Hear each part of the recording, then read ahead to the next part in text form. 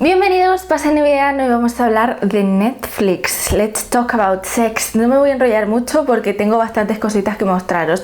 Este vídeo viene hecho gracias también a la psicóloga y sexóloga Marta Barrero, que me ha ayudado a entender muchísimas cosas y a ubicar los puntos clave, así que la vais a poder escuchar también. ¿Por qué nos interesa el sexo? En España, ¿no? En los 70 hubo un boom de películas, sobre todo con tono sexual o con alguna escena así picantona, ¿no? Sobre todo algún desnudo, y ya desde los principios de los 2000 se identificó como que había una cierta tendencia a mostrar estas escenas.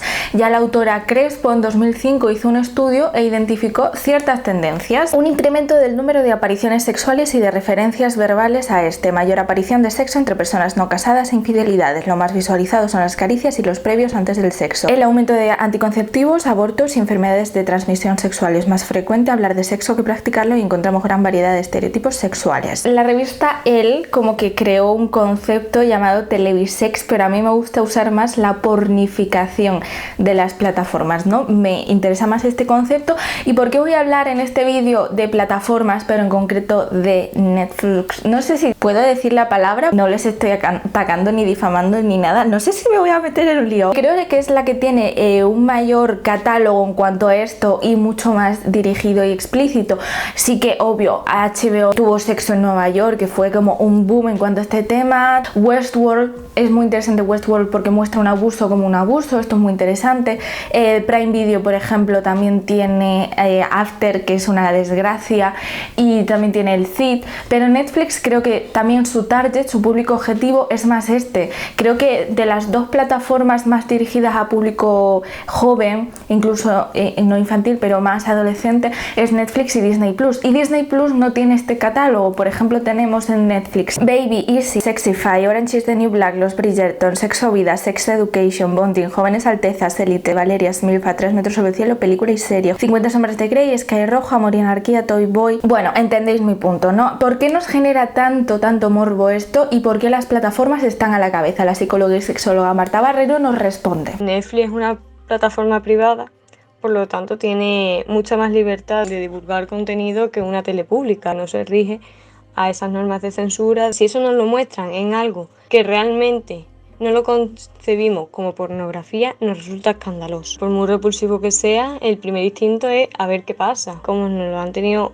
tan tapado, tan prohibido y tan poco hablado, cualquier cosa que salga en la tele es algo que nos va a llamar la atención. En los 2000 mi generación ya tuvo una diferencia respecto a la generación anterior. Nosotros tuvimos, por ejemplo, acceso a Skins, Física o Química, El Internado, Gossip Girl, todas estas series que ya mostraban cierta sensualidad, sexualidad y explicitez de alguna forma. Pero ¿por qué ahora es algo diferente lo que se ve y algo muchísimo más explícito? Porque según Marta Barrero estamos en una etapa de revolución sexual, ¿no? Una etapa revolucionaria a nivel sexual. ¿Qué significa esto? Este tipo de concepción de la sexualidad, de que todos hay que tener relaciones sexuales, todos tenemos que probar de todo, todos tenemos que tener juguetes sexuales, todos tenemos que llegar al orgasmo, porque si no llegas al orgasmo tampoco vale. Hemos pasado de concebir el sexo como algo que no se habla a querer normalizarlo mediante esta vía de todos tenemos que tener sexo y de esta manera, y eso tampoco es una concepción adecuada. Netflix ha creado tendencia en cuanto a ser tema de conversación, tanto en titulares de prensa como en redes sociales, especialmente en Twitter, aunque también TikTok está siendo nicho para este tipo de reacciones, de feedback, ¿no? Y hablaremos una concretamente al final. Es decir, pretende llamar tu atención para conseguir tu dinerito. Esto es malo, esta normalización masiva. Ejemplos como Sex Education no creo que sean malos, creo que sean bastante acertados. Esta normalización es adecuada. Es algo que bueno, que podremos ver o podremos utilizar para conseguir placer, para pasar un rato viéndolo, pero no nunca como guía, nunca como enseñanza. Para eso pues estamos los expertos. Nosotros vemos bien que se normalice la sexualidad, que se hable, que se trate. La forma de normalizarlo es lo que está mal. Con la excusa de normalizar puede haber más peligro, porque esas series sí que pueden llegar a personas más jóvenes. Si tú aprendes algo mal, va a ser mucho más perjudicial cuanto antes lo aprendan. Es un problema agravante. Ya van cogiendo información errónea desde antes, acumulando información que no debe ser, antes empiezan a asimilarlo y empiezan a incorporarlo y más se les fija, más va quedando asentado ese dato erróneo. Si yo aprendo que 2 por 2 son 5, desde los 5 años, esa es la primera capa de conocimiento. Luego voy echando cada vez más capas encima y eso se va quedando fijo abajo. Gran parte de la adolescencia trata sobre identificarte, autoidentificarte, encontrar tus referentes, tu lugar en el mundo, el lugar donde te sientes cómodo, tus conversaciones favoritas, autoidentificarte a todos los niveles. Y gran parte de esa identificación tiene que ver con la sexualidad, que no el sexo, no el acto, no el momento, como me remarcaba mucho Marta. La chavalería, y yo incluida, buscamos referentes, buscamos información, aunque no sea de manera consciente, Yahoo respuestas, ¿cómo hago tal? Sino que en lo que encontramos hay información y queda en nuestra mentalidad. Si a unos chavales que buscan sus referentes, que se están encontrando a sí mismos en el mundo, les das una información que es más bien una proyección de fantasías inalcanzables, aspiracionales y totalmente irreales e imposibles de poner en práctica, va a haber una frustración. Eso es lo primero. Y un chasco para cuando vayas a cometer ciertas cosas. Vamos a hablar un momento sobre el término symbolic annihilation. Alienación simbólica sería la traducción mala, quizá. Este término quiere decir que cierto espectro, cierto target, cierto público no se ve representado de manera adecuada o se ve subrepresentado. Y podemos estar hablando, en cuanto a esta temática sexual, por ejemplo, de público LGBT, de público con unos cuerpos no normativos o no canon, ya sea por más peso, por menos peso, por más alta, por menos alta, lo que sea. Podemos estar hablando de gente racializada, de gente con una barrera idiomática, de gente con capacidades diferentes, de gente con intereses diferentes. Todas estas cositas, ¿no? ¿Qué problema hay cuando ni siquiera estos jóvenes o adolescentes se ven representados? Sobre todo un problema en verte identificado con señores de 20 y 25 años que interpretan a adolescentes de 16 años. A veces perdemos el foco de cómo son las conversaciones con adolescentes de 16 años. Y por eso también vuelvo a alabar a Sex Education, no sé si lo he hecho ya, porque creo que sí es bastante realista respecto a los momentos incómodos que pueden suceder en el acto. El tema de adultos interpretando a chavalería se debe sobre todo a temas legales. Por ejemplo, en España, voy a hablar de la legalidad en España porque es la que he estudiado, no sé la de fuera cómo será, pero en España no solo necesitas autorización paterna para interpretar esas escenas, sino que también necesitas la presencia paterna o paterna, tutor legal, para hacer esas escenas. Me parece que le pasó a Max Iglesias en Física o Química, que él era menor de edad y entonces su madre estaba en alguna de esas escenas, creo, no sé si era él o Yoli, uno de ellos dos, que eran menores de edad en el momento. También los niños tienen que trabajar menos horas al día y también con más tiempo entre jornada y jornada laboral. Es que me sé ese tema perfectamente, debería haber sacado un 10 en esa asignatura sobre riesgos laborales en el cine. Por otro lado, esto de tener a adultos interpretando a adolescentes también me parece bien porque proteges a adolescentes de situaciones de cama incómodas, véase La vida de Adele, o incluso situaciones laborales de depredación. Pero uno de los mayores problemas creo que sobre todo viene en la proyección de fantasías, teniendo por ejemplo a adultos interpretando a menores que se lían con el amigo de mi padre, el profesor de literatura como Pretty Little Liars. Esa proyección de parecen que son iguales, ¿no? Porque físicamente son iguales porque son los dos adultos, pero por ejemplo nos puede parecer como en The Tale. ¿Os acordáis de esa película que la protagonista se recordaba a sí misma como una adolescente cuando tenía 13 años y en verdad cuando ve las fotos de cuando tenía 13 años dice, hostias, es que yo era una niña, ¿cómo me pasó esto? Yo me veía a mí misma como adolescente, pero no, yo es que tenía cuerpo de niña. Ostras, es verdad, es que estos adultos interpretando adolescentes tienen cuerpos de adultos y son sexualmente canon o normativos o como quieras llamarlo, pero son adultos, están ya formados, sus pechos están completamente desarrollados, son lo suficientemente, en plan, lo altos que van a ser en toda su vida.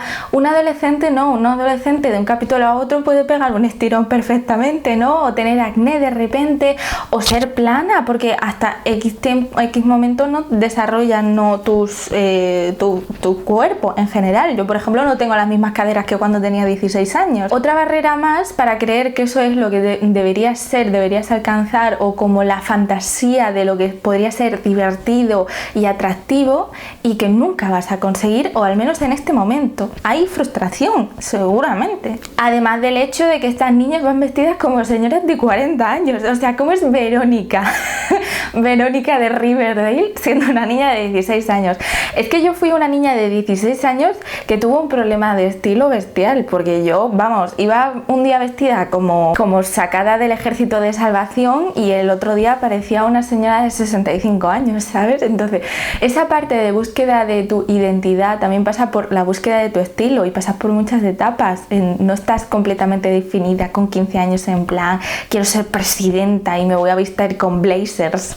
Mi pregunta para Marta Barrero fue: ¿la psicología y la sexología de verdad consideran esto un problema, un percance que puede haber en la chavalería? Ese bombardeo de imágenes sexuales, no solo en series, sino en todo lo que rodea. Entre los principales problemas que tenemos ahora es en sexualidad. El tomar como educación algo que salga distorsionado en una serie. Mientras que no vayan a reflejar lo que es un acto sexual real, sin cuerpos estereotipados, sin escenas machistas, sin dejar a la mujer al servicio y al placer del hombre, va a ser un peligro, porque lo que hace la gente es que aprende.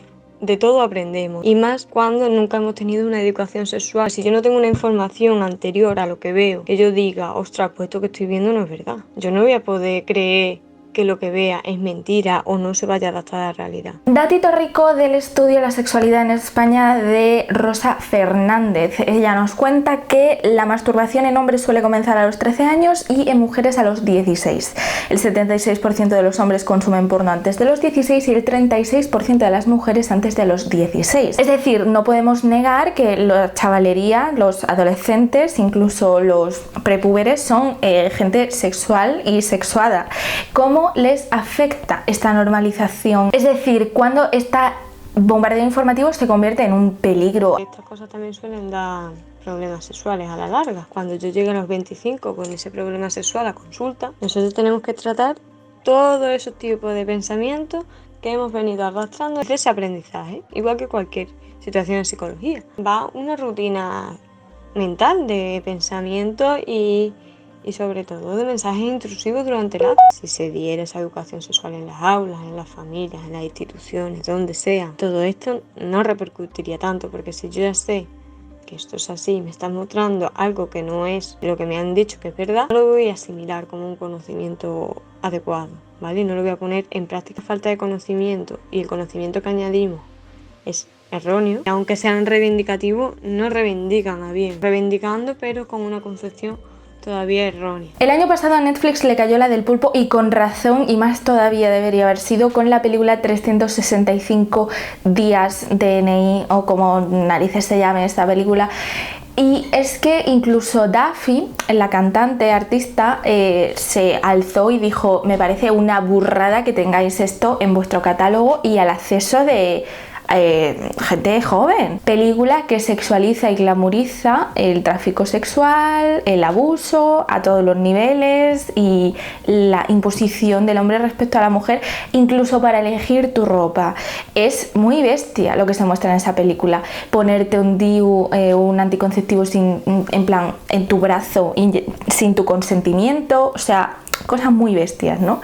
Y el caso es que Duffy lo dice porque ella fue abusada y fue raptada. Le pareció muy bestia que se narrara de esa forma, como interesándose, ¿no? Y resultándose atractivo. Y es que buscan titulares, esta gente busca titulares, esta gente busca estar en el candelero y que tú digas: ¿qué es esto? Uy, ¿qué está pasando? Voy a comprobarlo por mis propios ojos, ¿no? Porque la curiosidad mata al gato realmente. Y vas a la película y es que hubo incluso una tendencia en TikTok de chavales reaccionando a esa primera escena totalmente abusiva. Voy a rescatar unas palabras de la autora Belén Remacha, que están en el diario.es y que dicen, habló ella ya creo que en 2015 o 2016, penséis sobre esta glamorización que vemos. Por ejemplo, en Sky Rojo, que se estrenó ayer mismo, ella decía: en eso se basa la cultura de la violación, la naturalidad, embellecimiento, erotización de la violación sexual, la aceptación de dominación del hombre sobre la mujer, que tiene como último resultado la violencia.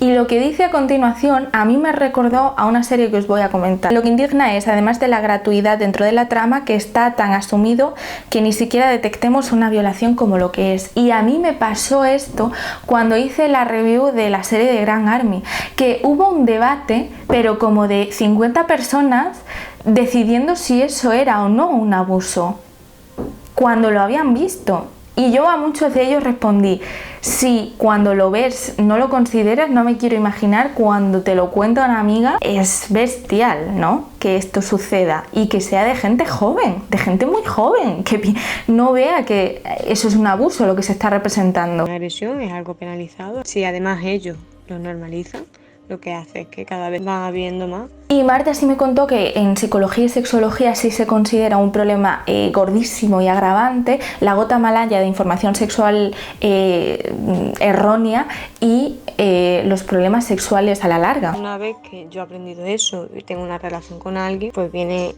situaciones de abuso, situaciones de agresiones sexuales. Me quito el preservativo en mitad de relación, no pregunto, no le pregunto a la otra persona qué le gusta ni qué no le gusta.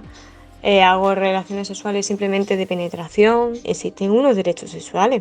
Dentro de los derechos humanos tenemos una carta de derechos sexuales que en general no se conoce y hay que respetarlo. Y ya no derechos, privilegios. Cuando damos charlas en los colegios de educación sexual se les explica la importancia de ese aprendizaje mal aprendido o mal enseñado, ¿no?, por el porno, que conlleva luego a relaciones sexuales abusivas, ¿vale?, o machistas. Es una guía de cómo actuar luego. No tenemos educación sexual y encima tomamos como educación sexual algo que no es bueno. Para concluir, también deciros que igual que hay en Netflix una tendencia a cuanto más mejor y cuanto más dañe la trama mejor también, ¿no?, cuanto menos interesante sea la trama y más el salseo, mejor.